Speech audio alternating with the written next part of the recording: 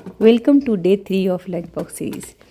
भाई आज जो लंच बॉक्स में पैक होगा खाना वो सभी बच्चों का फेवरेट होगा। मेरी बेटी का तो मोस्ट फेवरेट है भटूरे छोले। तो छोले भटूरे बना है तो पहले मैं भटूरे को पैक कर लेती हूँ। तो यहाँ पे हमने पार्चमेंट पेपर लिया है, इसमें अच्छी तरह से पूरी को फोल्ड कर लेंगे ताकि पूरी का सॉफ्टनेस बरकरार रहे।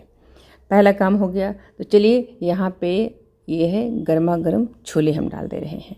ये बहुत अच्छा अभी है लॉक एंड सील जो लंच बॉक्स है। तो आप बच्चों के लंच बॉक्स में जो दिल चाहे, बच्चों का जो फेवरेट हो, ग्रेवी वाली सब्ज़ी से लेके इडली सांभर तक दे सकते हैं और मैं देती हूँ। और बिल्कुल मिक्स नहीं होता है। ये सब lock and seal lunch box का कमाल है कि आप बच्चों को कुछ भी दे सकते हैं और बहुत आराम से। तो आज थोड़ा लेट हो गया था क्योंकि मैं बच्ची को छोड़ने भी जाती हूँ, तो बस फटाफट लंच बॉक्स रेडी हो गया। अल्लाह हाफिज़।